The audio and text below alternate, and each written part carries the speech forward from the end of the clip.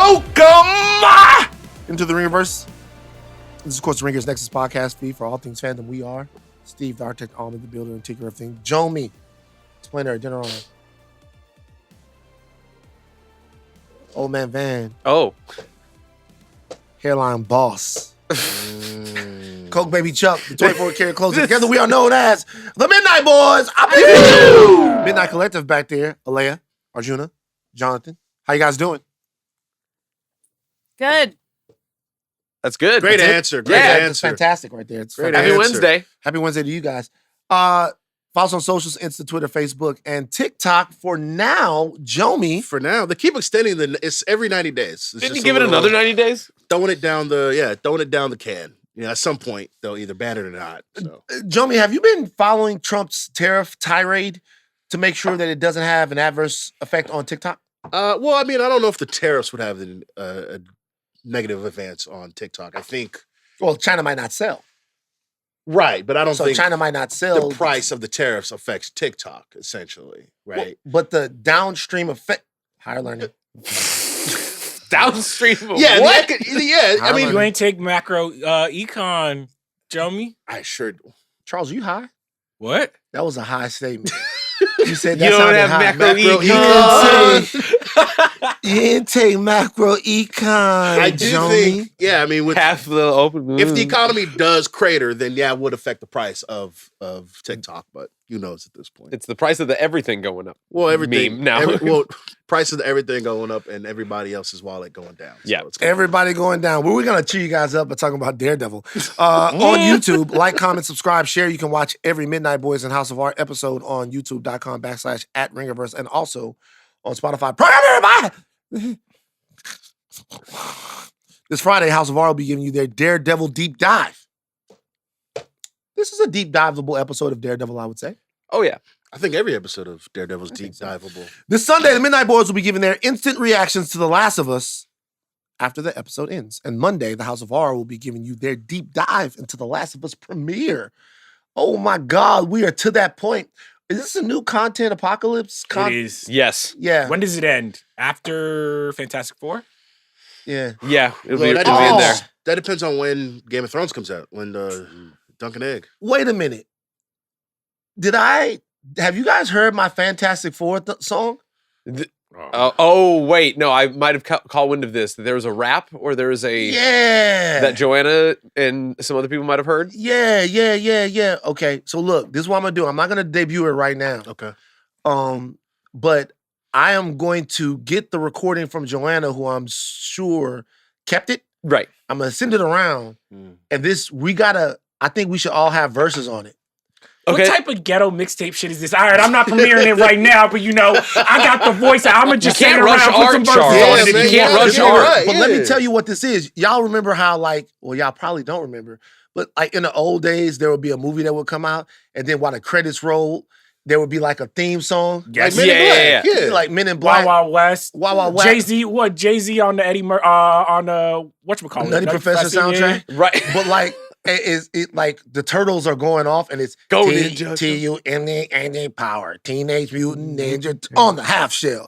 Heroes 4. In this DNA, you can ask for more. Like, you know what I mean? And so that's the kind of Fantastic Four song that I did. And I wanna, cause my shit is hidden. This one is hidden. A Okay. lot of other ones been whack. But what type of vibe is it? Are Oh like man. Yeah. Fantastic Four. Fantastic Four. Oh, so this Oh, is don't like give a, away this is the- like don't an give old, away the this is song, like an don't old give away hip hop the beat. song. It's like boom, an old, boom, that's the boom, joint. boom, cha. And we should, everybody should get, Our own 16. everybody get their own 16. Okay. It's 4 of us. It's for them. So we should each have a verse about A character. a character. Wow. Okay. wait, then we would have to split who's who in the Fantastic Four. Well, I have no clue about that. Right. All I know is that Jomi's the thing. So here's the thing. Yeah. You're Invisible Woman. You're Invisible Woman. What do And I have then to be you're invisible? probably with? Johnny. You don't want to be Johnny? Everybody You wanted could to be be Johnny. No, Johnny I'd would rather be be the Johnny coolest than one. Invisible Woman. Johnny would What's probably wrong, be the coolest first of all, one. what's wrong with Sue? Nothing. Nothing wrong with Nothing. Sue. Nothing. Okay, good. She the most powerful one. Is she? That's what they say in the comics. But she don't never be doing nothing with it. What? I don't like it when we make women invisible in comics and in real life. What? Whoa, Charles, you never miss out on an opportunity. But on today's show, Shout out to Postman. Fifth we midnight give you point. our instant reactions to the latest episode of Daredevil Born Again. Spoiler warning for Daredevil, the MCU. Everything related to the past show and anything that might have happened in a Daredevil comic book. We're getting ready to talk about Daredevil Born Again. You're listening to a reaction podcast. The spoilers are coming. To begin our reactions, we once again bring you the Midnight Manifest. Chuck is going to put you in the know right now. Take it away. All right, this is your Midnight Manifest for Daredevil Born Again, the penultimate episode directed by Justin Benson and Aaron Moorhead, written by Jess Wigato and Dario Scartapan. All right, MASH is crashing out for a variety of reasons. Heather thinks Daredevil is crazy. Buck shows up at Matt's door, inviting the therapist to a Mayor Fist fundraising ball. Bullseye wants a meeting with the lawyer after being placed in Gen Pop, and Matt is tired of defending con men at his day job. Kingpin has a crash out of his own when he makes Vanessa decide if she's a ride or die by revealing that he's imprisoned her handsy lover, Adam. Vanessa decides to kill the homie to prove her allegiance. Matt has an epiphany about who killed Foggy at Josie's bar and interrogates Bullseye about who hired him. Poindexter says the only way he'll help is if Matt represents him in court before he dies in Gen Pop. Matt does the Daredevil scream, bashes Bullseye's face in, and goes to Kingpin's mayoral fundraiser. At the ball, Matt confronts Vanessa because he knows she's now the killer, and an escaped Bullseye tries to shoot Fisk, but Matt jumps in front of the bullet at the last minute, and that has been your Midnight Manifest for Daredevil Born Again. Dan, thoughts on the penultimate episode? We get the return of Moorhead and Benson. So, I'll talk about the scene between Daredevil, because let's talk about Heather real quick. You know Heather? Heather the therapist, yeah. Heather the therapist. Uh-huh. Dr. Heather. So at the beginning of the show, Dr. Heather and Daredevil are talking. And the scene worked for reasons that I'm unclear about. I don't know why the scene worked so well to me. I maybe feel like, are we out of the era of the older version of the show? Yeah, I think actually this is the first episode that's all new footage. Like there's no old stuff in these last two episodes. I think these rooms completely reshot. This feels definitely like this is a new vibe that is a bit more realized. So as I'm watching him talk to her, she obviously has an issue with masks. You know, probably has all kinds of therapeutic stuff in her brain about what it means to show a mask to people and also live another life. He's clearly Daredevil, as we know. And the tension there, for me, was the most authentic tension that we've had in the show thus far. Yes. The tension between them where he says, Daredevil saved you, and she goes, no, I saved myself. What Daredevil and Muse were doing was more about them. She's right. She's actually right. He's smart enough to know that she's right, but it makes him uncomfortable to have to confront that. And watching him kind of curl up a little bit, like as a hero, I'm like, oh, okay. I'm like, this is what the show is, kind of. Yeah. Why is he talking to Heather like that, though? There's a little bit. There's a couple moments where I was like, yo! But it also makes sense for his character because he's clearly fine with being Daredevil again, and it's a toxic relationship with him being Daredevil again, because like anything that gets in the way of him having that mentality or challenges that mentality, he's be like, no, this is the right thing. Clearly, this is the right thing. I know that like it's the whole thing is, you know, Daredevil's supposed to be secret. Nobody's supposed to know, right? Obviously, you wouldn't suspect a even though the lawyer. person who's like, but he was like, nah, man, Daredevil's doing a great thing. It's like, hey, bro, you kind of, is that your man's? Like, why are you defending him like this? Eyes and shit. His face is all. Is Heather not paying attention at all? Like, also at one point, when Buck is at the door, I don't think he had his cane. Like, they made the joke at Josie. He just walks to the door. I'm like, hey, yo, Matt, you getting a little slippery with the secret identity. Stevie Wonder. Jesus Christ. You can see a little bit. You know, can see a little Honestly, bit. Heather could do better. You ain't, the white man not. She could. She's not yelling at me. But like, he's not yelling at me. But like, yeah, come on. Daredevil gotta be. But like, the show to me, in this episode, introduced some real characterization that I thought I'd been missing. I will say that it's still finding itself visually. I thought visually it was a little wonky. Yeah, still finding itself visually, but I thought this was the first show where I was like, Heather really works as a character. Yep. It seemed like she was there for a purpose. The Wilson Fisk and Vanessa thing finally came to a head in a way that like that was very compelling. And then like the task force guys like finally feel dangerous. They look like a couple of slap dicks before, but they you gonna have a hard time wiping your ass. Yeah, that was crazy. Yeah, I thought he was gonna put his ass in the fryer. I'm like, are you about to fry his whole butt? That commissioner, bro, he ain't got no legs to stand on, bro. Man, boys, what did you think about Matt in this episode? I thought Matt in this episode, I think he was doing a little bit too much in between. Like his emotions are at an all-time high between Poindexter, between his job, between Heather, everything that's going on in his life was so much so that he sold with Poindexter hitting him on the head, allowing him to escape. That's why at the end, like he kind of has to take that shot for Fisk because it's his fault that he's out there because he was too emotional in that room and allowed him to escape. I think next week is going to be. Wait, it's whose fault that he escaped? It's Matt's fault. Matt's. Yeah, he smashed his head on the desk when he was interrogating him, which allowed him to loosen the tooth, and which allowed him to then escape. Yeah, I mean, again, like I'm watching the show. I'm like, there's no way Matt did that on purpose because that's like against everything that Matt believes in. But at the same time, it's like just you're losing your sense of mind here. You're losing your cool. Right now, Bullseye's out. He's taking a shot at somebody.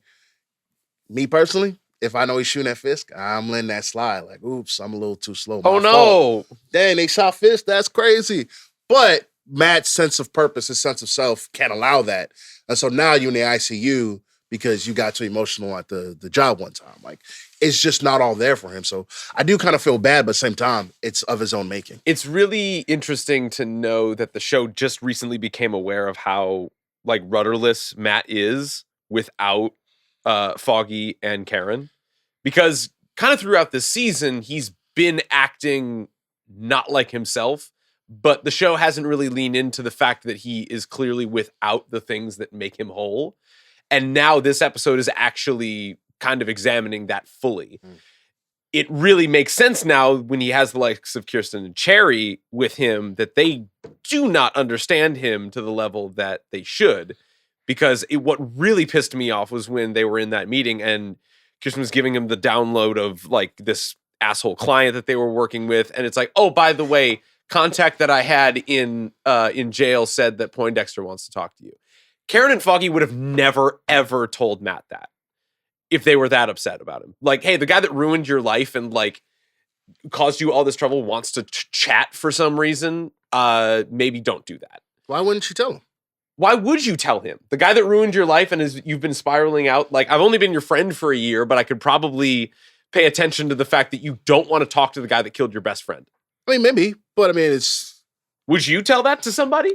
I mean, he's gonna find out. Yeah, like I don't. From who? Anybody. I just, Cherry might have told him. It's just like, they moved him to Gen Pop, right? And then he wants to talk because he knows getting moved to Gen Pop means he's gonna die. Sure. Poindexter, right? So he's like, hey, yo. I don't know. He seemed to be pretty. Wait, can I ask really quick though? Not my Bullseye. When he's like, Bullseye was scared of Gen Pop, I'm just like, I think you can handle yourself in Gen Pop, Bullseye. I think Bullseye could handle himself. You know what it made me think about? It made me think about the difference between Bullseye and Rorschach. Like Rorschach. I mean, he would have loved that. Rorschach would start riots. Rorschach said it. See, y'all don't be reading this shit. But your hands, my perspective. Like Rorschach was in line. Mm-hmm. He's in prison, and he saw the guys coming for him, Mm-hmm. and he smashed the glass, hit the guy with the tray, and then he took the hot oil. Yeah. And then he threw it in the guy's face. And then Rorschach looked at everybody in the prison and he went, yo, I think y'all got it messed up.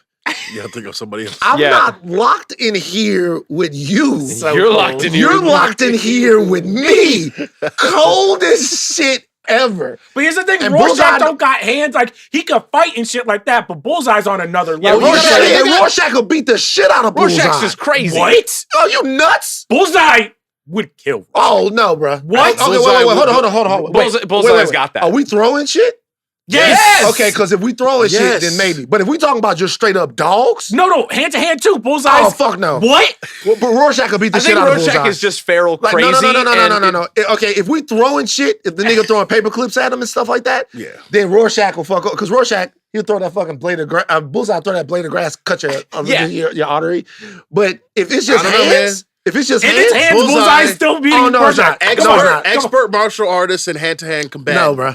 What? Literally, Bullseye is almost as good at martial arts as Daredevil and Electra. Y'all don't know the Watchmen lore. I think Rorschach is fucking over Bullseye. I don't think. I mean, they don't both have agree with expert you. hand-to-hand combatant listed.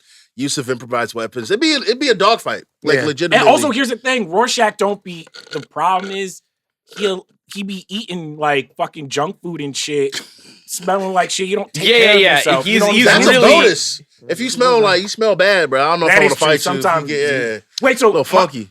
So then my question is like, were you confused? Because I was confused when like Poindexter was just like, I can't be in Gen Pop. I'm gonna die. I'm like, dog. How? Like, well, they got him in chains. They got him all locked up. They have him locked up, and they won't let him get stuff in his hands.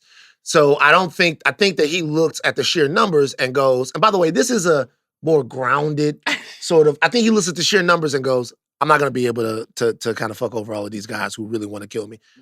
I guess my question is this. The return of Bullseye in this episode to me had a couple of things that, I felt like it worked really well. But one of them to me was the return of Bullseye.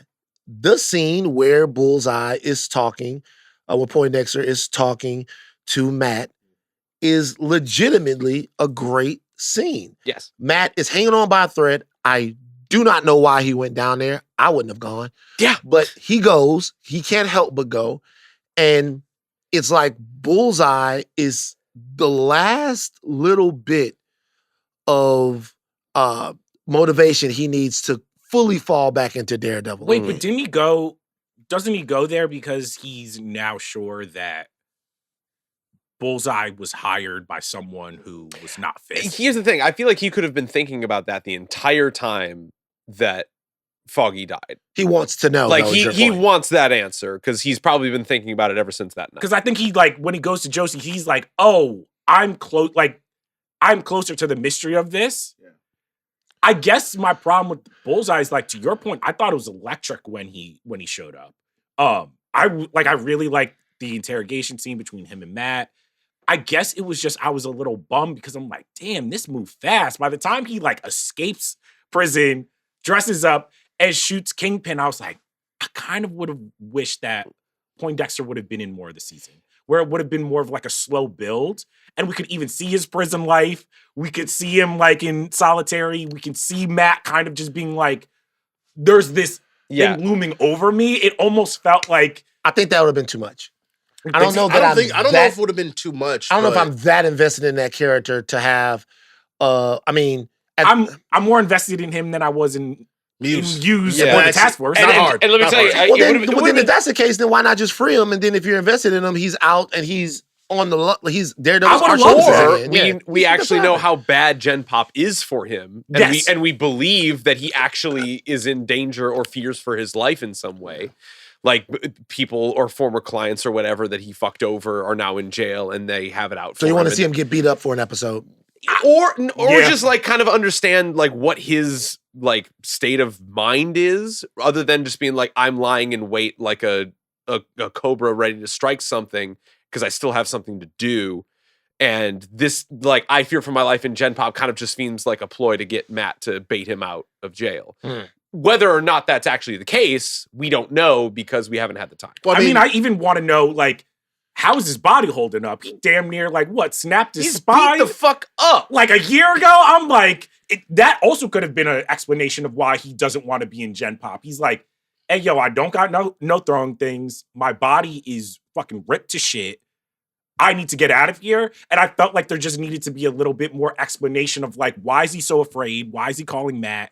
And it just kind of seemed like they were like, Well, we need to get this. I mean, we find out later that it was Fisk or Vanessa Fisk that hired him to kill Foggy because Foggy was going to win a case Yes. that would have sold their empire to some extent, right?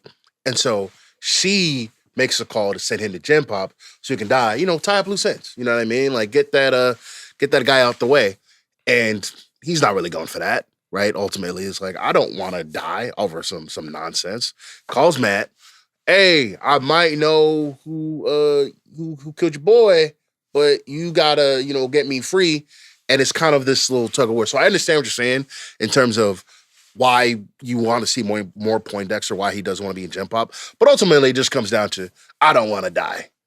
I think that's a good enough reason for anybody. Or I don't want to have to fight 50 motherfuckers. Yeah. Yeah. I don't know, my bullseye. Hashtag not your bullseye. Hashtag not my He bullseye. got no hands. They literally. Again, just show me. Bullseye in the comic doesn't need his hands, bro. He needs a fingernail. I mean, he needs a tooth. He needs a really. tooth. He needs a tooth. He got that. I don't know from if that Matt. would. I don't know if that would like incapacitate. You just spat a tooth in somebody's eye. I don't know if that's gonna like explode my eyeball. See now, y'all keep doing this thing. Y'all want him to be super powerful and do the thing. When he does it, it's like it's not real. Man, the Bullseye was flicking peanuts Yeah. at people and making. Come on, it's Bullseye. Come on, man. It's Bullseye. Which, by the way, at the end of it, I always get a little bummed out when I see Bullseye with a gun. Yeah. Yeah. I I'm like, like- I want to do some slick shit. Yeah, He it's cut that dude's head off with the spork thing. yeah, no, but I'm talking about at the end when he shoots Fisk. Yeah. Yeah, I want to see Bullseye Playing cards. I want to see him pencils. Anything- I want to see him walking through the crowd and then him break a plate. Yeah. And then he's got like half of a shard of a plate.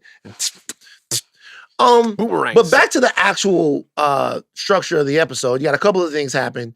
You have BB finally doing something interesting to me. I'm sorry. For the first time in 8 It was. Here's the thing. I don't know if she's. man. First of all, I was just like, damn, BB. But also, I was just like, finally, you and Yeah. like what? Yeah, she knows. She was looking bad. Yeah, BB got it. How old is BB? Gotta look it up though. Yeah, you gotta look it up. You got to. Because That's it. This is preemptive. You got. Yeah. But let's now do your research knowing first. that you have a depowered police commissioner who is against Fisk while still having this proximity to him as a police commissioner, who might actually have some connection to BB in terms of giving her information about what the task force is up to for her to take down Fisk, and the fact that she knows that Fisk was responsible for the murder of her uncle, we kind of have a little bit more of an understanding about who BB is and what she's doing. Her character finally got something other than those BB on the street interviews. This was literally the first episode where I was like, not only is BB interesting, but this is kind of what I wanted to know the entire season. Yeah, for sure. Which is like, because I was not surprised when she's like, I know that Kingpin. I know that, yeah. Was responsible for my uncle's murder. And I think she wasn't served being that ignorant. I get they were trying to kind of maybe like hide their hand in terms of like she's trying to get really close to what's his face? Blake. To Blake. Blake, So I understood all that, but I was like, oh, once she's not playing dumb anymore, like I kind of lit up where I was like, oh, this is like a new avenue for the show. Yeah, we're And it also activated. creates a tension between her and Blake because Blake is more invested into Fisk than almost anyone Outside of Vanessa, yeah. outside of Vanessa. Maybe more so than Vanessa. Could be. Yeah, maybe more so than Vanessa. She's 26, by the way. She's 26. But so- you're absolutely correct in the sense of this is the first episode where we're like, oh, she's got something to do. She's not just playing around. Yeah. Like she actually has a direction. She's not just playing around like doing the interviews and like just trying to establish herself. No, she actually has a point to all of this. But there's a tension between her and Blake. Yeah, as yeah, well. I was yeah. going to say more about that, Jomi, to where now he's going this way into Fisk, and she's definitely trying to injure Fisk. in his But they're reputation. still on the same path, right? He's going to be the deputy mayor of communication, and she is going to be somebody who's like, yo, yeah, man, let me get close to Fisk, all this. But we know our ulterior motives, Yeah. which is to prove that Fisk is ultimately like an actual supervillain who killed her uncle. Blake doesn't know that, and I don't know if he's sweet on her or whatever. By the way, they were doing shots, but they were taking him champagne in glasses. I don't know what y'all be doing in New York, but that seems I mean, little- you know. you know what I'm saying? Yeah, you. First of all, Seems like an first of attack all, for no reason. Put some I don't respect know. on New York. I don't know why that had to happen, but I don't feel like that's a heavy drinking city. New York? What did New you York say? is the. Are you serious? There's Chicago and there's New York. The bars stay closed that's till where I'm 4 from, and that's not a, Steve, every now and again, you say something so mystifying. What? That I wonder, you said, I don't feel like New York is a heavy drinking city. Yeah. What are the top 5 heaviest drinking cities in America? Go right Chicago now. Chicago's up there. is one. Vegas. Vegas, yes. Obviously. Yeah. New York is For sure. Gotta be top 3. And then Boston, they get drunk Boston. before they go I think out to Phoenix lynch. is kinda Before they go out nuts. to lynch people.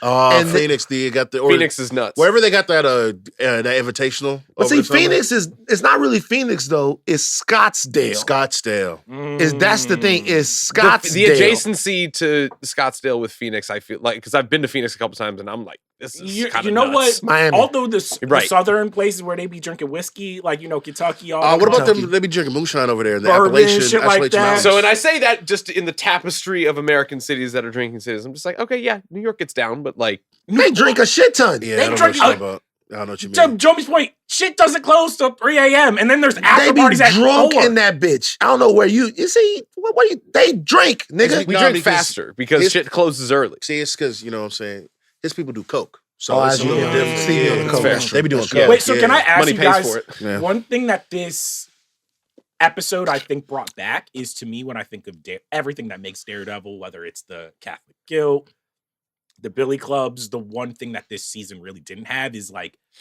the crash out. Like every comic book run that you've ever read in Daredevil, shit just stacks on him until he implodes his life. That's why I love reading Daredevil comics. Is you're like, oh, my girlfriend died. Okay, well, I'm going crazy. Entertaining wise, watching it, I loved it. I was like, yo, this feels a lot more like the Daredevil that I know. This is really interesting. I guess it just was a very like sharp tonal shift, because they were like, his lawyer, his partner was like, oh, this happened. I understand. But because the other episodes were kind of so lighthearted and just whatever, I was like, I almost didn't buy just the super pivot to him being kind of crazy.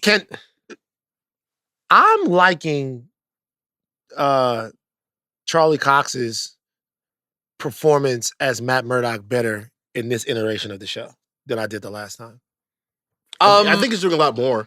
I mean, he has to, though. I think that, so because this show has a lot more Matt Murdock in it, I'm seeing a lot more emotion, confusion, and complexity out of Matt Murdock in this show than on the last show. And let me qualify real quick.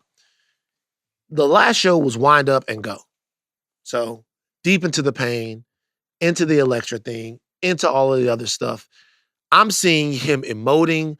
I'm seeing him be flippant. I'm seeing him be frustrated.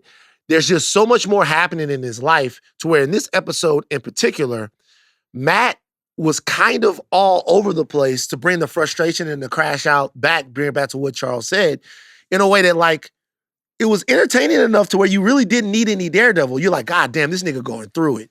He going through it with Heather.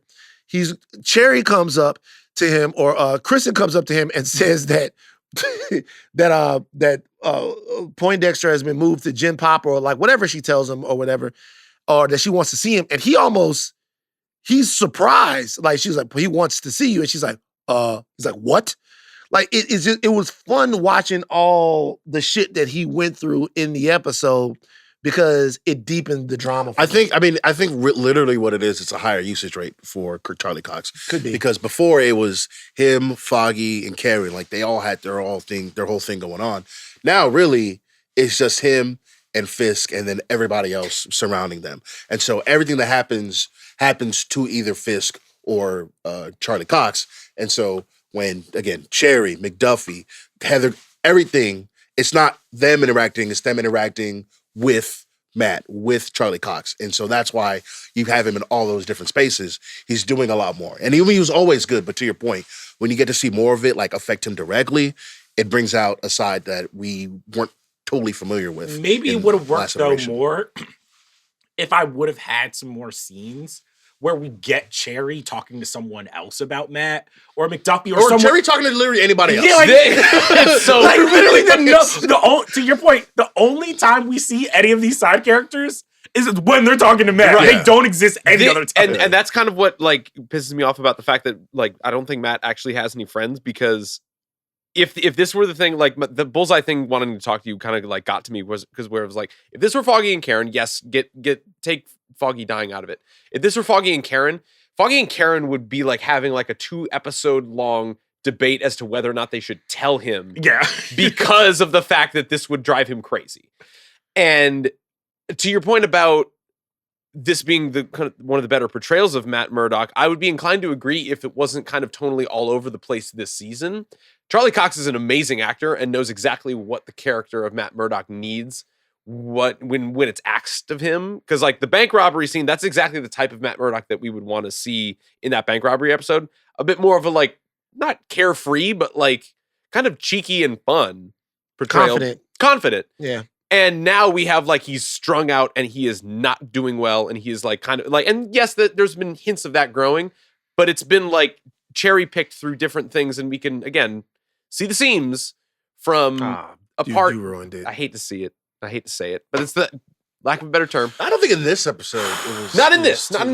And like I feel like if it was a more like thematically consistent like arc that we saw that on, that would make a lot more sense. So that's difficult though, because you're literally making your Frankenstein in 2 shows. Sure, right? But So it's one thing to be like, to literally like, it's, I mean, and again, when we said we were going to talk about it, but it's hard to narratively weave like a character's emotions and themes when you took a pass at making the show, and then now I have to take what you did and try to like stitch it together. Like once again, I think I'm just talking about the acting performance that's on screen. Yeah. I'm not relitigating the entire production of the show from soup to nuts. I'm just saying that to me, there's no Daredevil in this episode, and I didn't notice it. Matt Murdock born again. Like I didn't notice it. I that's very important, because it seemed that the show at some point was floundering to a degree, or was moving so glacially to a degree to where we were like, Daredevil will fix everything. And then Daredevil got on screen and he kind of didn't fix everything. Okay.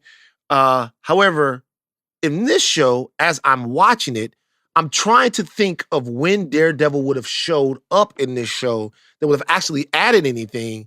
And there's not a point in there. Like, there's not a point in there where the character would have popped up to where it would have actually added anything to the show.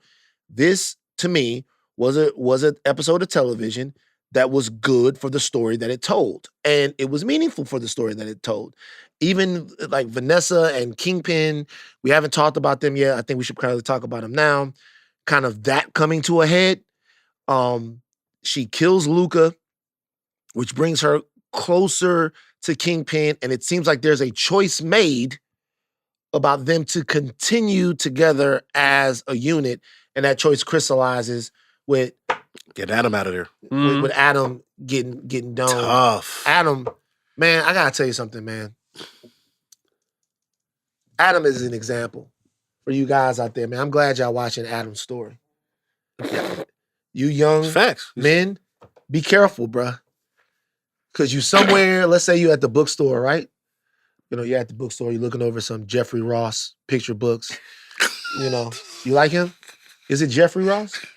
Alan Ross? What's the guy that draws the shit and it's like realistic, like Kingdom Come? Alex Ross? Alex Ross. What? So Bob Ross? Who is Jeffrey Ross? Bob Ross. Jeffrey Ross. So let's say you're looking at some Alex. You at the bookstore reading picture books. You know, meantime you don't look at the book. Just don't take me off this tangent. So you're at the bookstore. You're looking at Alex. You're like, oh my God, look how he drew Quicksilver. Yes. Yeah. He looks like a real dude from the 40s. Yeah. And you're looking at it and you're like, oh, it's Wonder Woman. Yeah. They look like the classic age. And also you look and you see there's some woman over there, she's looking at a book with architecture and she does like this. And you're like, oh, okay. Cougar. She's a cougar now. Wow. Vanessa, cougar. Oh, okay. Yeah, it's like, look over, you like, she looks at you, she waves, you go over there, you start talking to her. Either one of you guys, you start talking to her. She tells you, my husband's away. He's not going to be back for a long time. If you had any brains, we're separated. Hell yeah! And I'm falling into that trap. We're separated. I'm just getting back out here, and then you say, oh well, maybe we can hang out one time. And she goes, sure, no problem. She goes, call this gentleman right here. He'll set everything up. Next thing you know, it's a helicopter coming to get you. Y'all having a date in Catalina. Yeah. And it's dolphins and this whole shit. Y'all, the three of you would fall into that crazy. Not if she's got a husband. And the next thing you know, you be in a fucking cage with some 6'9" bald white guy kicking the shit out of you. Wait, this never happened. Like literally, one of my first girlfriends goes, she's like, "Hey, yo, yeah, you know my ex, he's a blood," and I was like, "Nah." And I looked at her. Goodbye.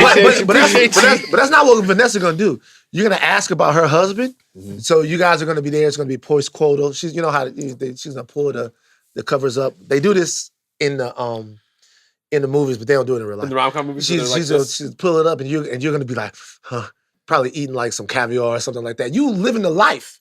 You got champagne. You talking to Buck or somebody like that. Hey, go to Blood Souls, nigga. I'm living. And he's like, man, what's up with your husband? Like, where is he? Where is he at right now? What's your husband up to? And she goes, haven't seen him in a while. He's out of here. He's a very powerful man. He's doing a show called Echo. Yeah, he's out of here. And then that would be your cue to get the fuck out of here. But that's not gonna happen.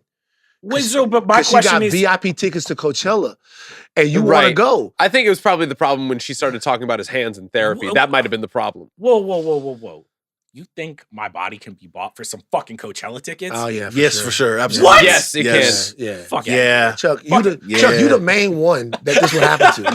Yeah, for sure. Like you the main you do it one for Rolling Loud. Hell no. Jomi not even gonna fuck around with her because Jomi gonna be like, she too old. Jomi, if you're not 6 months older, if you 6 months older than Jomi, you want something I can't have. No, but here's the thing. She ain't got enough tattoos for Steve.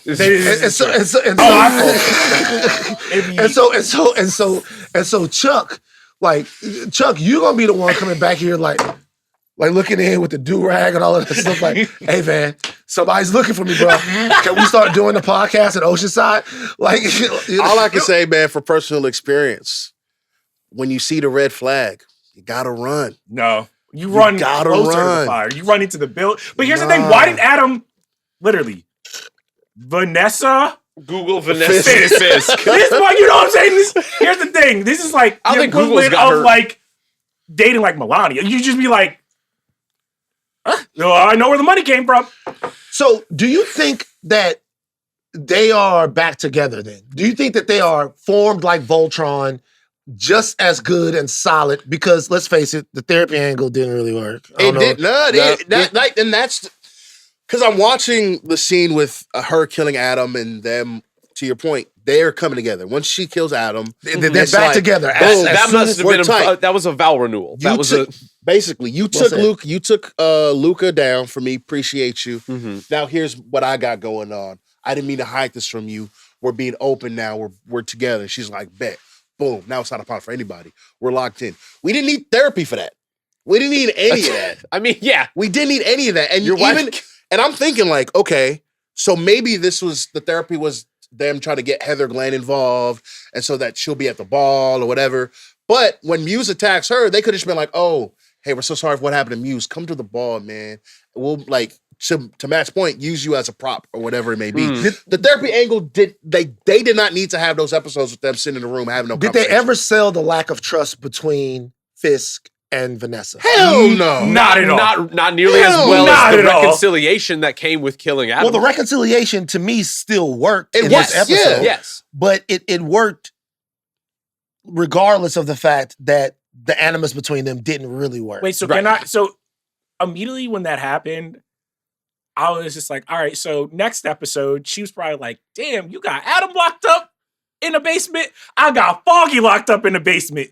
We the fucking same. Like, I literally that would be crazy, bro. That's the type of shit I'm talking about. Because Matt was just like, does Fisk know that you killed Foggy? And I think she was just like, shit, I ain't kill him. I have him in the tuck just in case. So like how I think what is going to happen is Matt is going to find out that Foggy is still alive. Then Vanessa's probably going to go to jail because once again, whenever like these couples are just like, hey, yo, we back together, I know Matt is like, best way to get my lick back, saying old girl. To prison. So I don't know if Foggy's alive, but I do think it is interesting. We talk about them coming together. Fisk don't know that his girl had Matt's homeboy killed. Right? This is a surprise to everybody. Matt was like, it was Wilson Fisk. He did it. Kingpin. He set my mans up. I got to go get him. And he turns out, no, actually. He was down bad with Echo, and then he got shot in the face. It was Vanessa pulling the strings the whole time. What? So is it Foggy? Is Foggy kind of like on the wire where it's like, hey, no violence on like let your like on Sundays? Yeah, you know, like we don't touch Foggy. Do you think Kingpin was just like, hey, you stepped over a boundary? Well, honestly, to me, I found that interesting. I find it interesting now that Matt knows that it was actually Vanessa, because it seems like that could reset the relationship between Matt and Kingpin to one that we understand a little bit. Because killing Foggy in that situation is such an escalation of the sort of superhero villain on again, off again romance that they have. It's an escalation. It's something that Fisk could really do anytime, but kind of chooses not to do because that shifts them forward to the nth degree. And taking a bullet for him. So now what we have is not something that's not as personal as what it would have been before. It's you're a bad guy, I'm good guy, you seek power, I seek protection. Let's go back to it. And the retribution part of it is maybe out of it. Maybe that changes Kingpin's calculus too. But with Vanessa, I think. Because I'm Vanessa and with Matt, though. But I'm thinking about it right now because, again, he doesn't know that she did that, right? And so maybe this is me like looking ahead a little bit much. But does he go, I kind of got this mayor thing going on. It's real nice. It's real light. Do you protect Vanessa, or do you leave her out there to dry because she betrayed your trust? You thought it was tight. She killed Luca, you killed Adam, you thought it was cool, but now she actually snaked you way before that in killing Foggy. I think he stays with her. Fisk is gonna stay. He's gonna be mad. He's gonna be mad. He's gonna be loyal. He's like, you fucked up. I'm gonna have to clean this up. But am I missing why Fisk would be mad that she killed Foggy? I could understand that it's an escalation and it's something that he wouldn't have done. But what do you guys feel like is the reason that he's going to be upset that she did that? Well, I mean, I don't think she told him the truth, A and B. Okay, now it puts Matt like on a direct beeline towards you. It was cool before, like they had the little coup d'etat in the first episode where it's like, you don't step over the line, I won't step over the line. We'll keep it real nice, keep it kosher. That's gone now. Your wife killed my boy. I think it's the equivalent of Daredevil killing Vanessa, where it's just like there's a level that we've like, hey, if it's between Daredevil and Kingpin, that's on the level. You start marking the people closest to me, it's an all-out war. Right. And if Vanessa knew this entire time, that's why I think, even though Vanessa was trying to play it cool, I think Matt knew that he had her like to rights because he's like, you didn't tell your husband. And once again, he kept being like, you left. And I'm like, he was out here killing. But do you think that all she needs to do is basically try to find a way to convince him? Is like, I did this to protect the things that we built together. I mean, maybe, but is that all? Is he in the bag for her that much? She has the ultimate sway with him, right? Yeah, she has the ultimate sway with him. You know, Kingpin has whipped this shit, so she has the ultimate sway with him. But however, it's probably going to put him, Kingpin, into a situation where he really starts to ask himself if she knows how this whole thing goes. Like, do you know the rules to this? Right. What was the movie where, it was Austin Powers, where Austin Powers is explaining to Scott. Yeah. And not Austin Powers, or Dr. Evil is explaining to Scott, and Scott goes, I got a gun. I'll run up there and kill him right now. And that's by far the funniest part of Austin Powers is so fun. And he goes, you just don't get it, dude. There's stuff that you do as a supervillain. So anyway, let's talk about Swordsman real quick. All right, before we talk about Swordsman, let's go to an ad break, and then we will talk about the most dangerous vigilante in the MCU. All right, we're back. Van, Swordsman, how did you like? We can't call him Swordsman. He just, man, I see no sword. He's just man. I see no sword. It's been how many episodes? Not one sword. So, from the last episode, Swordsman tried to press Fisk a little bit. Yeah. You got the feeling in that episode that Fisk was slightly pressed.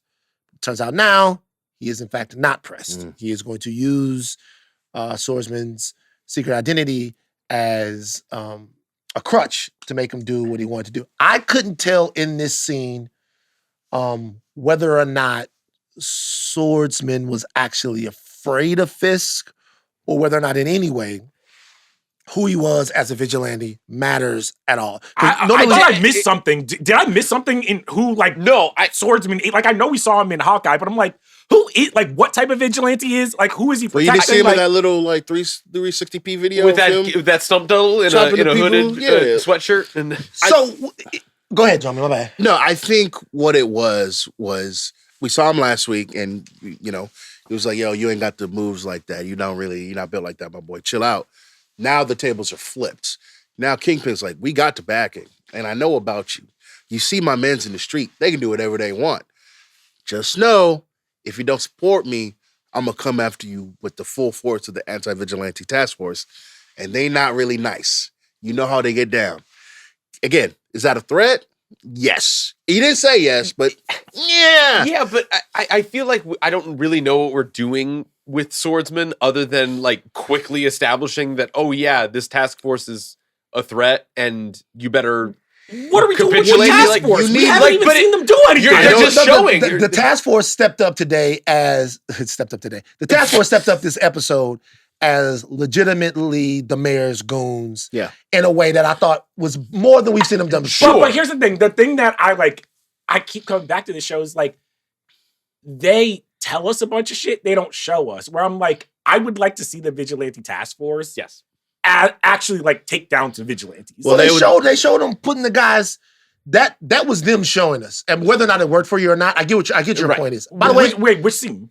The saying of them putting the guy's hand in the fryer. Yeah, but that's them. Like, I get it. Like, that worked in terms of like, oh, they're so powerful in the city that they're intimidating a reporter. But like, no, not just the reporter, the police commissioner. They look at the police commissioner and they look at the police commissioner and they say, they see food. They look at the police commissioner and they say, I don't give a fuck what you say, police commissioner, man. But they tell us, they're like, oh, vigilante crime is down 30%. I see what you mean. But I never kind of get it. I honestly sometimes forget about the vigilante task force until they're like, and the vigilante task force. I'm like, oh yeah, the Punisher dudes like around. You would then have to get vigilantes in the show, and that seems like Wait, so can we also talk about the politics of kind of like the whole vigilante theme this season? Because I, to your point, thought that the Heather and Daredevil or Matt conversation in the beginning worked in terms of her being like, you're no different than Muse and all of these things. But if the whole thing about Daredevil Born Again was just getting Matt and co more aligned with the MCU, what are vigilantes in the MCU? Because like Spider-Man damn near is backed by the government at one point. He's an Avenger. He's an Avenger. Yeah. But like, what separates? So it's interesting. I think that's probably the biggest lasting question from the show. I think the show is seeking to establish a hero hierarchy, and we just haven't had enough time with the vigilantes in the show to really have that, right? Yeah. So you got to think about it in the entire ball of wax here. I know Steve has thoughts about this, so I'll be brief. So the Avengers are gone, right? Yes. And so even though Kingpin shouted out Spider-Man, I'm assuming that Spider-Man hasn't been around that much either, maybe a little bit before, but not right now. Yeah. So it seems as if people have started to take matters into their own hands. What they really haven't done, since we haven't got a chance to spend a lot of time with the Case of the Week format that the show was supposed to exist in, is really get us close to a lot of these vigilantes to where we understand not only their motivations, but how they do what they do. Mm. But we've seen some. What vigilantes are on the board in the MCU? Punisher, Swordsman. Oh, you talking about just period? Like, yeah, just period. Not the ones at the show list, because I'm like, well, who does this world think are vigilantes? Because like at one point after Civil War, you could say Captain America and his team, or were they terrorists? You know, like I don't actually know. Yeah, those were quantifiable like world threats. Yeah, like I don't know in this world what separates Cap and Falcon and all of them going off on their own Because they're not vigilantes. They were more so. I think what separates them is what you said earlier, is government legitimacy.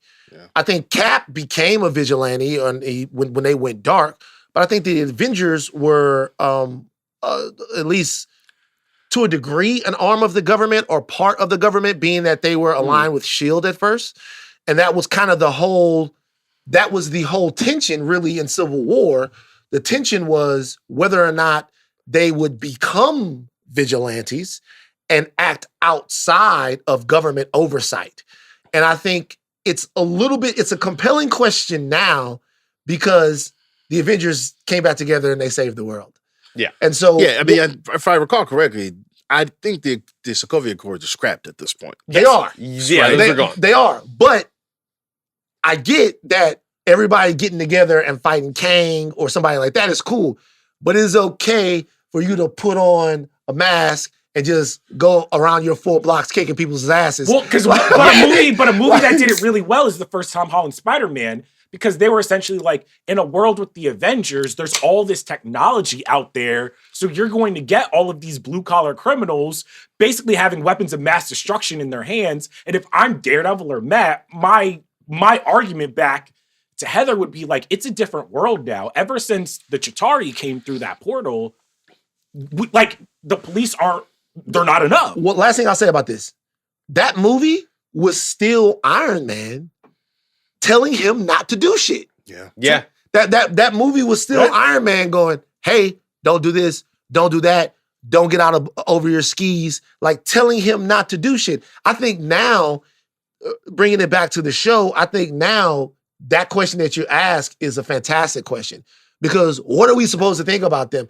I think that Swordsman's little cheekiness with Kingpin was cool, but I don't even know if this nigga could fight. Right. I know that he could fight in the comics, but I want to see him do something. He put some hands on in Hawkeye. Hawkeye. I think the main problem when it came to this episode truly being like great for me is the fact that the chickens come to roost on stakes and consequences that have only really been talked about and not necessarily enforced for the rest of the season. When you see Malcolm X, was that a thing? Malcolm X said that about JFK. Okay. Oh, okay. Steve X. Steve X. Steve I'm not on that website, but Steve X. Okay, go ahead, Steve X. Okay. Well, when it comes to like the idea that like you actually kind of need to show those things in order for us to really grasp them. The big thing that made the MCU like kind of what it was in the earlier days is that interconnectivity, and then when we actively reference an entire city's worth of heroes, vigilantes, and consequences around that like intimate justice for a city block, a neighborhood, that can't really be told over like a police scanner or a radio station or even the BB report to be talked about for, you know, a couple of seconds in between scenes to really understand how the city's feeling about all of this like social upheaval. It's kind of, it is rendered a little less effective, but it kind of speaks to how good this episode executed on all of those things. And I just kind of wish that we actually had a bit more scaffolding to know that we can really execute on the themes that we wanted to execute. You know what? I think it's a limitation of the show that it can't, like, it just obviously you can't put Spider-Man in this show. Well, you can't put Spider-Man, but also like, you know, Luke Cage and Jessica Jones and Iron Fist. All these people really cool all the people that we know exist in this universe exist with this character. It just becomes like but here's the thing: even in the Netflix Defenders and all that shit, that motherfuckers was looking at Matt like, who is this weirdo? I know, but dressing like Jessica Jones would be looking at him like, why are you dressing up? I wouldn't rule out that is true. I wouldn't rule out. Scarf. She was always flaming him, bro. She was on his head. Bro. I wouldn't rule out us seeing those characters and them being the focal point of this vigilante thing moving forward. In moving forward, that's what I'm talking about. This season in particular. Yeah, it's hard to be like, cool. It's Daredevil Born Again. Here's Luke Cage. Here's Jessica Jones. Like it's too much. Swordsman is just like proliferary enough to to where, like, yes, we would like to see him actually sword some people up, but at the same time, he's not going to take away from Daredevil and Matt Murdock. But having that, even the idea of having those characters, Jessica Jones, Luke Cage, and even any of them back, simply to be in the orbit of the show so that you could know, oh, hey, yeah, this is going on and this is bad. Mm-hmm. Or even it's somebody that Matt actually knows for maybe a year plus that they those can guys talk are dead, to. So. But still, like, it's the fact that, like, those things can, like, actually ground us in the things that this episode in particular wanted to talk about.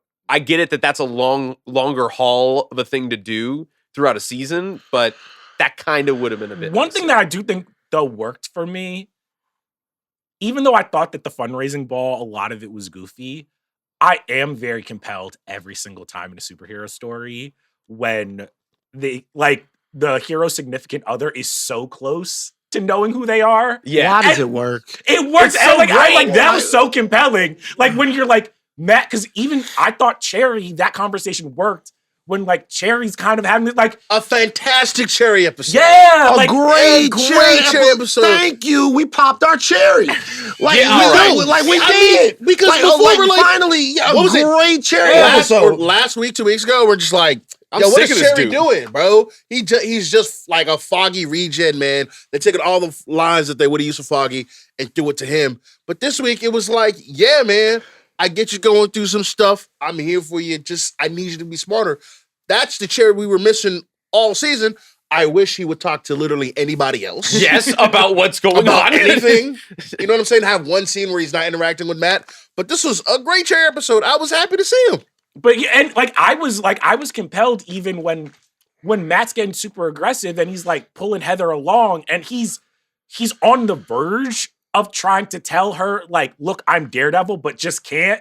And then Vanessa and Fisk are around and they're all doing this tango of just like, who's going to say something first? And I was like, this works. Like, it's going dance of danger. Yeah. They put the colors together. The Brad, red. the red, Daredevil, and then they were together forming a hero. They were kind of the more innocent group because Heather doesn't know that Matt is Daredevil, and Fisk doesn't know that Vanessa had Foggy killed. That works for me. That works. So they're kind of dancing around there as the innocent ones, and Matt and Vanessa are the ones that have the secrets. Loved it. Thought it really, really worked. I gotta say something else about Matt. Like, Daredevil's a nigga, man. I gotta be honest with you. He is. I tell you why. Oh. So Daredevil is doing something, and I hate to admit this, man. So Vanessa's in front of his face, and Daredevil's listening. No, she's not Vanessa. It's Heather. It's in front of his face, and Daredevil's listening. He's looking at her, but he's listening to something else that's going on. To Fisk's conversation, yeah. This gets you in trouble in your relationship. Yeah. Okay? Well, it's very convenient that he can't see. But I'm telling you, it's like that didn't help. I've been playing the game before, and it's like somebody comes over to you. Hey, do you know what this bitch told me? What'd she say? She said, and then all of a sudden, the game is here. The love of your life is here. And your brain is going, you can only choose one. And you're looking at the game, and all of a sudden, you're like you know Who wants to be a millionaire music? Like, you're looking at the game, and all of a sudden, when you turn back around, somebody's going, are you fucking listening to me right now? And you're like, yeah, I heard you, man. Fuck the hell. You know what I mean? And then, right. They just walk to the back.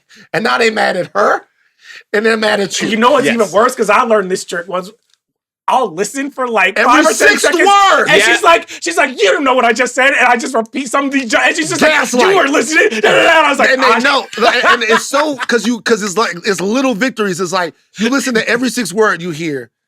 Late, girlfriend, text, whatever, and then you go, yeah, she was late with the text, and you did and then she knows you weren't listening. Yeah, and now you're gaslighting her, and she goes, and that's it. But when he did that, I was like, Matt, focus on your lady, bro. But it was so flavored. It was so flavored because again, I mean, he's blind, so he's not gonna be able to look at her. But he literally like cocks his head to the right to get a better to hear their conversation better. I'm like, brother, but here's the you're thing too.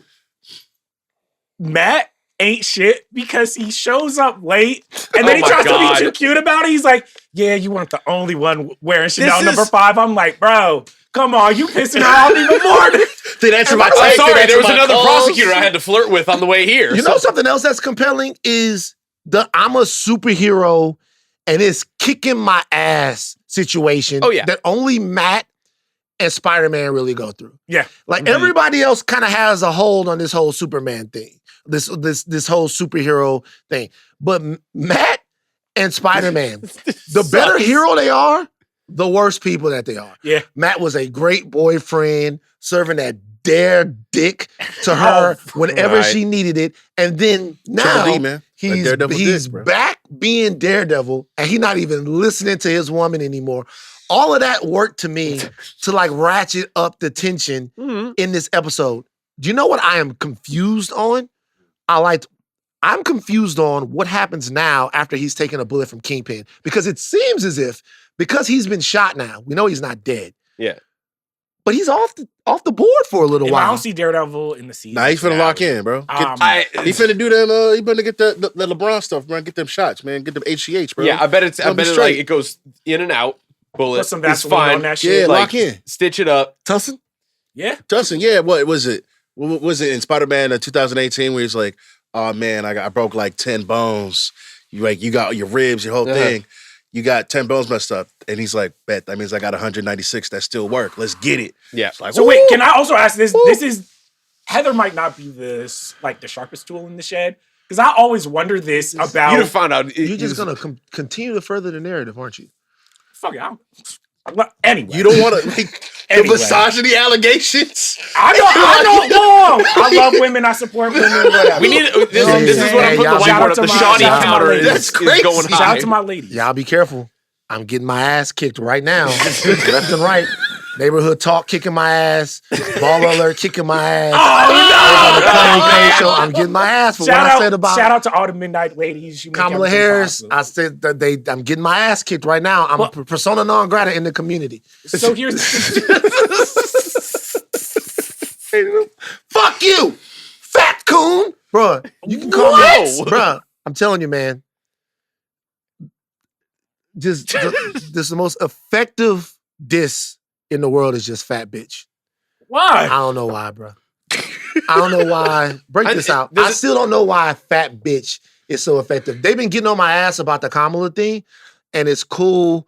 I get that people disagree, and I understand people's concerns and all of that. Right. People have been getting at me. You a coon. Harriet would have left you. All of that stuff, right? Wow. All of that stuff. That's crazy. Harriet would have left you. Is the funniest thing. Harriet would have left you.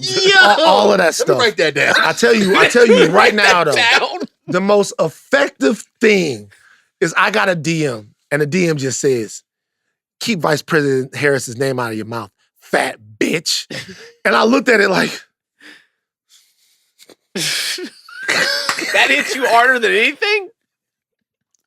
I'm looking at pictures of myself like, yo, you notice when Aleya, when we started doing the podcast today, did I not turn and face the camera because I don't want to be shot from the side? Oh my God! So this speaks to an insecurity we have. Come on! Gotta get the side profile. Aleya told me, she was like, move, but I'm sitting like this. Because I just got the fat bitch DM before I walked in. Wait, so fat bitch is worse than broke bitch? Because anytime someone's like, you broke bitch, I'm like... Well, that's not true. That's not true. But here's the thing, it don't matter, because it's just more so like they see your spirit. Well, they like, kind of right. Bro, I never told y'all this story, but I was driving down the street one time back in the old days, and it was this nigga, I don't know who this guy was. I must have said something on TMZ to piss him off. And he actually stopped his car on Hollywood, pulled to the side, like Hollywood, like wherever the Roosevelt is. And I'm in my car on the thing, and he is out the side of his G-Wagon. Whoa. Like, out the side of his G-Wagon, like, that's how you rolling, TMZ? Oh, no. Wow. Oh, no. All of that shit talk? Wow. And that's how they got you out rolling? of a G-Wagon And is nuts. he literally looked like he was disappointed. He goes, And then he gets back. He gets like, Womp womp. and he gets back in the tree wagon and peeled off. I'm like, yo, I gotta do better. Dang. What's Shout out worse to than that that is guy. one time, like a homeless person was like asking me for money, and I was with a girl, and whatever, I had like $5. Like I was like, oh, here you go. And you look me up and down. That's it. And I was like, Oh, I was like, yo. Oh, man. I'm like, don't do me like that, bro. man, nah. That's Um, nasty. But you really think though that we're going to get Daredevil in costume next episode when he's been shot? We got Yeah. Why? this has got to be like 3 months later or something. But how long does it take Time to look it up? How long does it take to get over like a bullet wound? Why? for that? Why do we flesh do? wound. We guys. This is the same universe where they brought Elektra back from the dead. Nah, I mean, God forbid a dude with Yeah, the but they were bullet on like hole- mystical ninja stuff in that season. Like, They just stopped existing. Okay, so you're gonna explain all of that in like 20 minutes? Here's the thing: if it didn't hit no bone, he probably Through up and through. again. It went through. He Yeah. probably up It's into, like, Daredevil, a bro. Like couple it's months. cool. I mean, he ain't got no super soldier serum, but still. Hey, because I'm trying to wonder. We haven't really talked about it. We touched on it a little bit.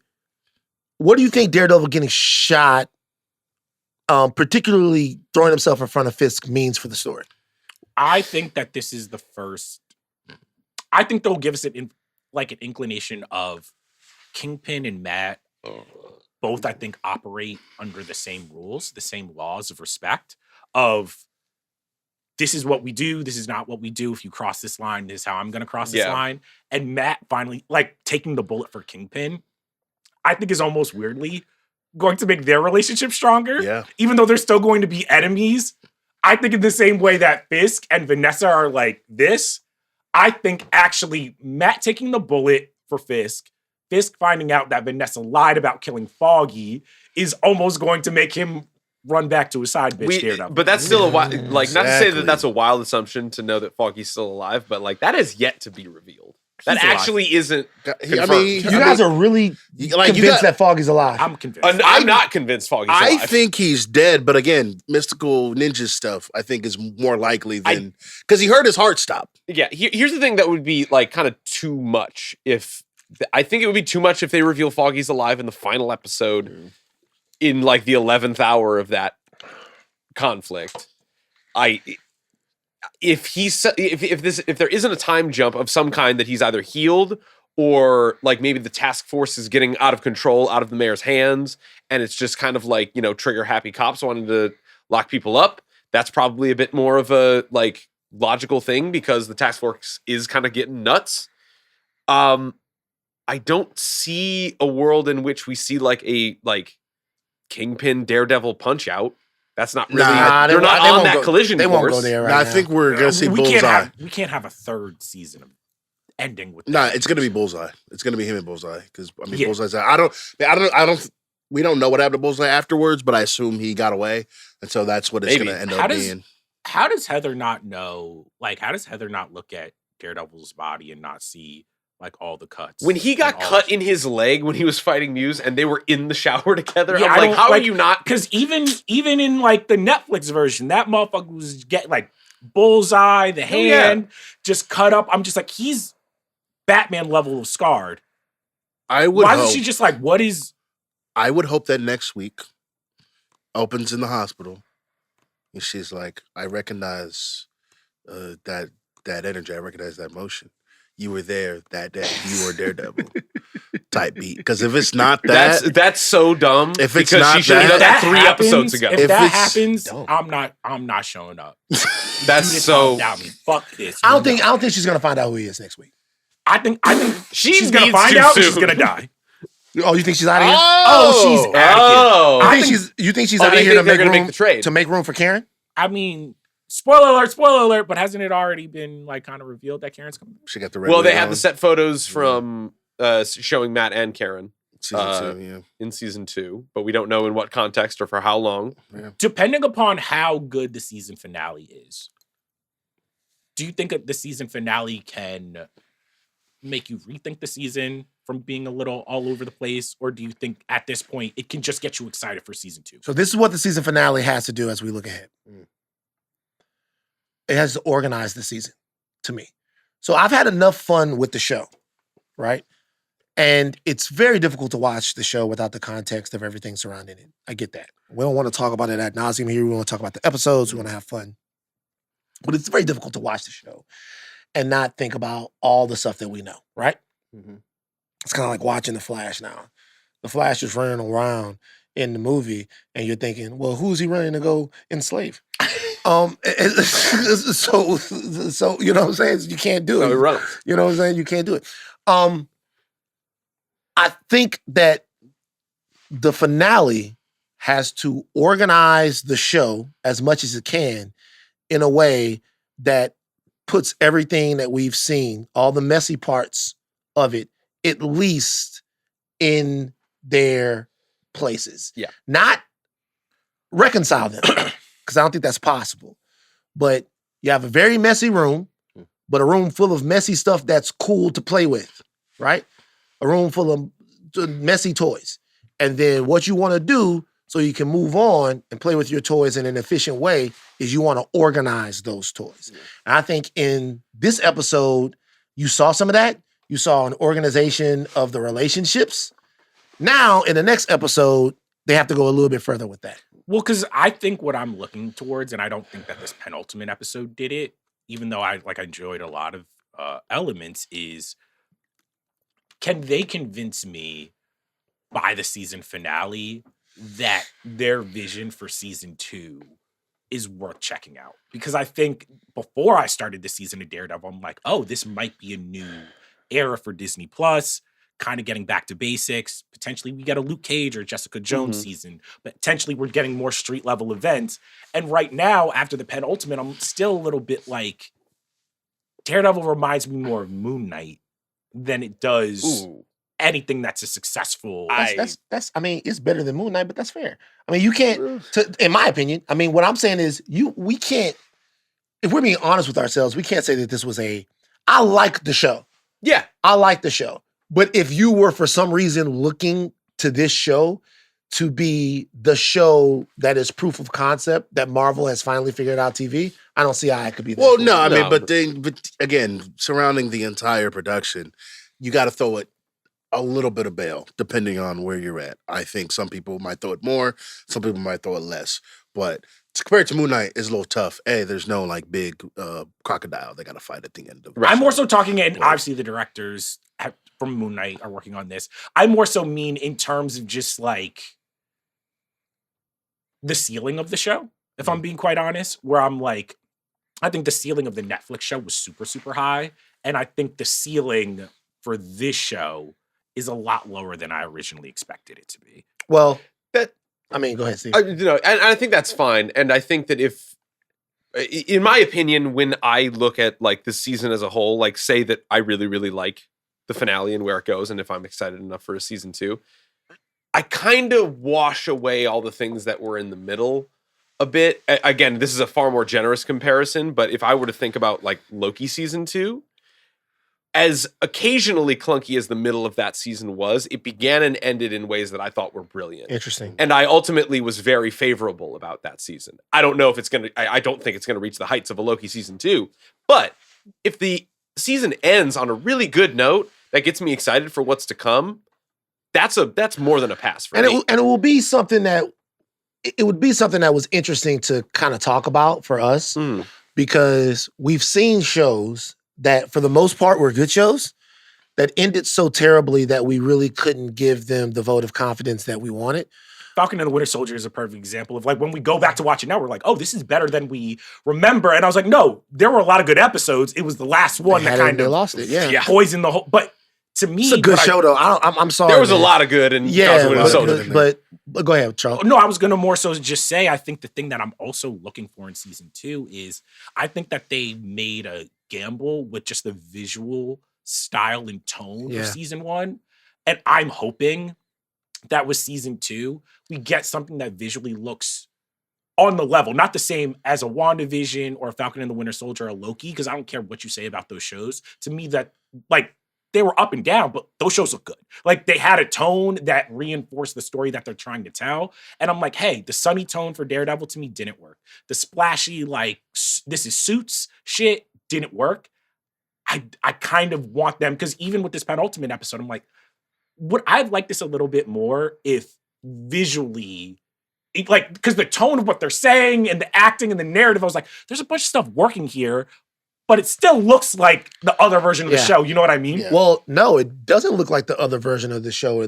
Oh, you mean the version of the show they're telling this? Yeah. Yeah, because like, I like, there was a scene of them all walking into the gala where, you know, they got the smoke. There's supposed to be the smoke coming from New York and all of that stuff. It just didn't look very good. I'm like, I'm like, oh, that looked like a TV show. That looked like that. Yeah. That don't even look like Law and Order. That looked like the Warner Brothers lot. Yeah, for sure. like, I'm like, that don't even look like Law and Order. I'm like, tough. But once again, we'll see what the finale has in store for us. I really enjoyed the episode. I thought it was by far the best episode of the season because it was the most cohesive episode of the season. I would almost, you know, we've talked about it, but you'd expect to see Daredevil next week. I guess you'd expect to see Daredevil. The show is called Daredevil Born Again. Yeah, you got to expect for him to be born again next week with a fucked up. My thing is this: so Daredevil has a broken wing, right? Mm-hmm. Whenever a superhero has a broken wing or something like that, they always make them fight somebody who would normally fuck over them, but then they got the broken wing. Think about the end of Gladiator, right? When Maximus has to fight, what's crybaby ass nigga name? Joaquin Phoenix? Yeah, what's his name? Crybaby ass bitch. Septimus? What's his name? Cornelius? Cornelius? Commodus. Wow. He's got to fight him, and they know that if they fight regular, Maximus is fucking him over. Yeah. So they gave him a little bit of the poison to slow him down a tick. So I'm wondering, who will Daredevil with the broken wing have to fight? Will he have to fight the task force? The cop guys? They gotta take he gotta take that. That's my biggest question. Yeah. Because does he call somebody in? It's obviously maybe the Punisher. Wait, who would he? The Punisher. Punisher. Maybe the Is the Punisher coming back? Maybe the Punisher. Maybe the Punisher comes back to help him. It's like now you have 3 villains on the board. You have Wilson Fisk, you have Bullseye, you have the task force. Wilson, we imagine there's going to be a little bit of, not a complete reconciliation, but you took a bullet for me. My girl lied to me about killing your homie. There's a little bit of a kumbaya chance there. Bullseye and the task force are just out there in the wild now, right? There's only one episode left. I don't know how you deal with both unless you bring the Punisher in and you're like, oh, by the way, they're using your name. We got Swordsman. He could use Swordsman. I would love to see Swordsman do literally might anything. get busy. We might see. They set up a scene because if the Punisher fights the task force, RIP to the task force. Yeah, it's good. Because Punisher don't knock you out. Yeah, but Heather will be seeing God today. Heather's gonna be right if he teams up with he teams up with Punisher. Right. Punisher's just like, Punisher. I'll be like, he gonna shoot this. It's gonna be 11 Call of Duty. It's like he gonna blow them up or something like that. it's gonna be like Rick at the end of the shit. I'm like this nigga was like, He's shooting everybody. But if it's Swordsman, that would be fun to see Swordsman finally in action if they can get Swordsman right. So we'll see. I'm looking forward to the last episode. All right. That is a wrap this week on the Reverse Feed. This Friday, House of R will give you their Daredevil deep dive. This Sunday night, the Midnight Boys will give you their instant reactions to The Last of Us. Right after the episode ends. We're coming right after the episode ends. Mm-hmm. And boy, am I concerned. It's hard to get toxic out there.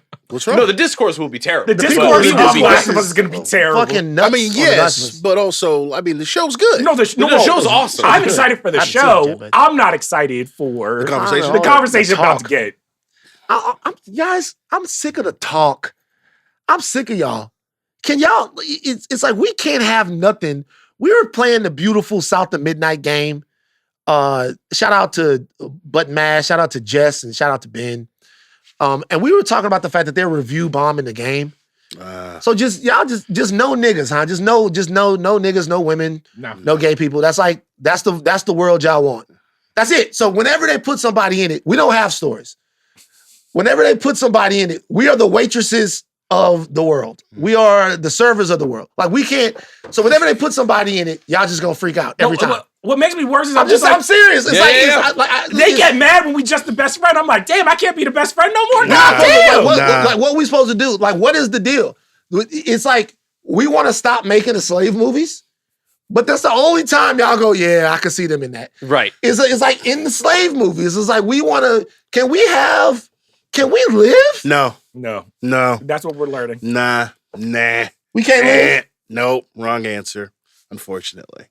Steve, I need you to email Also, your people. what happened to no race? What would you like to so That's for, just for higher learning, though, right? I got to put it up on the board. So y'all know what I said on higher learning, right? No. So I have 3 race demerits per podcast. Right, Okay. yes. And then if I go over, I have to take my shirt off on the podcast. Okay, so the one of us comment last time was not That doesn't count. But this is a demerit. And then if I get to 3 demerits before the end of the month, it's Titty Fest 2025. I got to take my shirt off. Titty Fest. Damn. Titty Fest 2025. Or maybe just a titty accentuating shirt. Maybe, well, no, I'm going to have to take the shirt shirt off. Take the shirt off. So it's going to be folds. Let me tell y'all Shirt. something. Okay. Off. I told this on higher learning. So, I've lost weight, but I got to keep going. Sure, yes. Okay. Mhm. I was playing the VR game, the boxing game, and I heard a clap. I heard a clap. You heard a titty clap? I don't know where it came from. It could have been titty. My ass could have been clapping. It could have been a fold somewhere. I heard. I'm fighting. I'm doing my thing. I heard. Pop. How loud was the clap? It was loud enough to where I heard it Through the headphones? with the fucking headphones in. Uh-oh. I heard a clap, and I'm like, and it's funny because I stopped. I'm wringing wet with sweat because I'm playing a boxing game. Like I stopped and was like, oh shit, we to this point. Because a clap is crazy. Yeah. That's crazy. But maybe I want to recreate it. Maybe I want to make a video clapping. I don't know. But I don't know where it came Well, let's from. wrap it up. Let's go. Let's get the fuck out of here. Clapping Van Lathan. I really do apologize sincerely to everyone out there. And Monday Bar will give you their deep dive into the premiere of Last of Us. Our producers are Aleya, Zenieris, Jonathan, Kermah, Jomi Adeniran on socials. Jomi blind to the red flags. It's true. Hashtag Jomi blind to the red flags. An additional production from Arjuna Ramgopal. Chuck, take us out. Steve X was spitting. You know what we're about. By the season finale of Daredevil, Matt and Dan might have the double D's out. That was great. That was awesome. That was one of your best yet. Oh my God!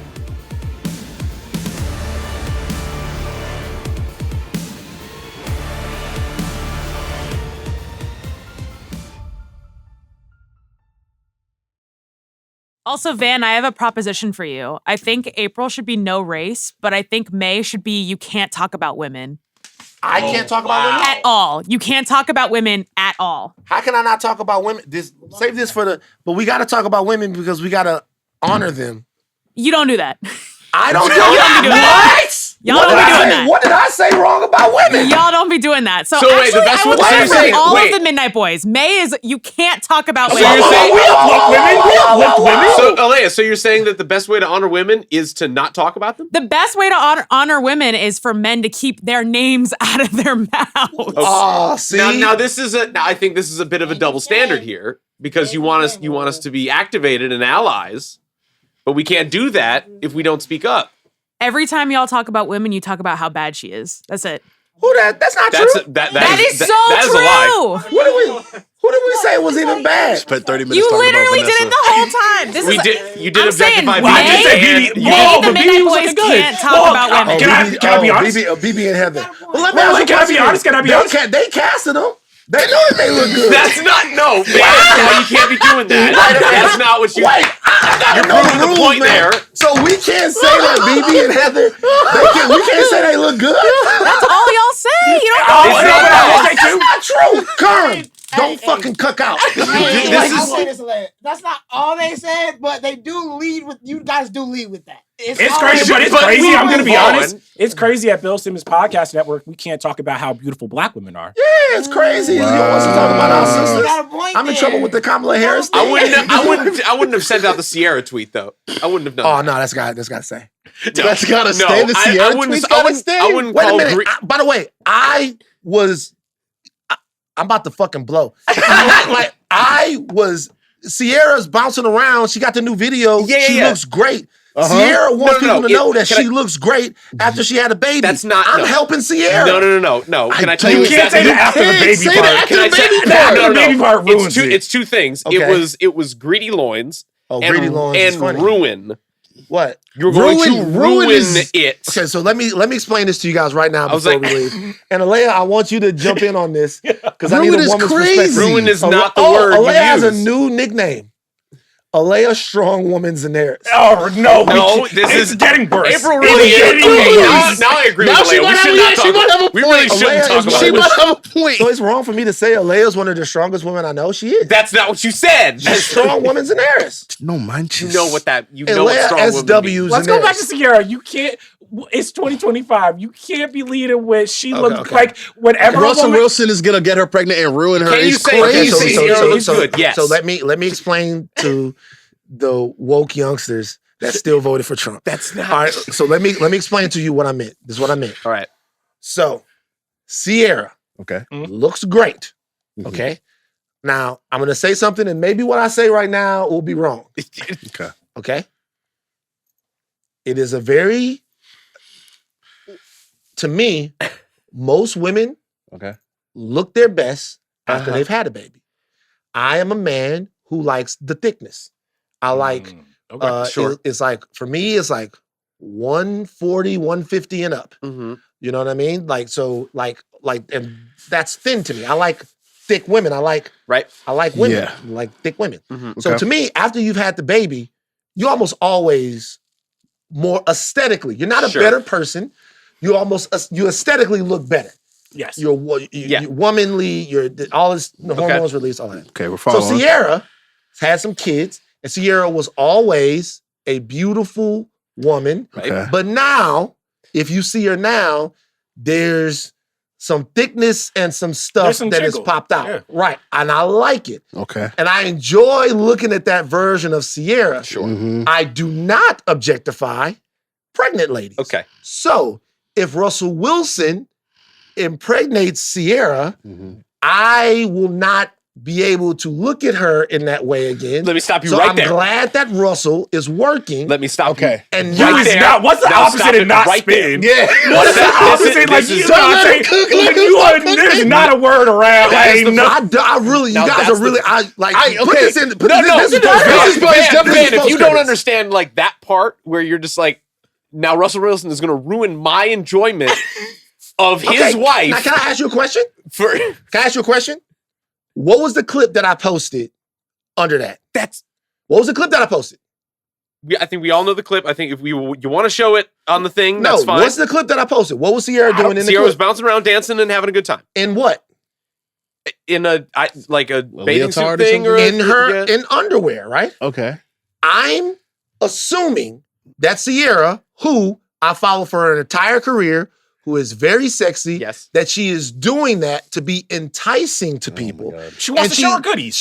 That's fair. She's goodies. Sure. She's inviting us to look at her as a sexual being. Right. So, but wait, nothing that she could wear invites you comparing to what she could wear being ruined by her husband. You have to understand the connotation of the Oh, words wait, why you're can't using. you just leave a fire emoji and keep it? Yeah. bro. Because that's not Like what you- the fuck I wanted to say. What I wanted to say was that There's I inside want thoughts this. and outside I want thoughts, this man. era of this era of Sierra, this era This where Sierra. she is jumping around.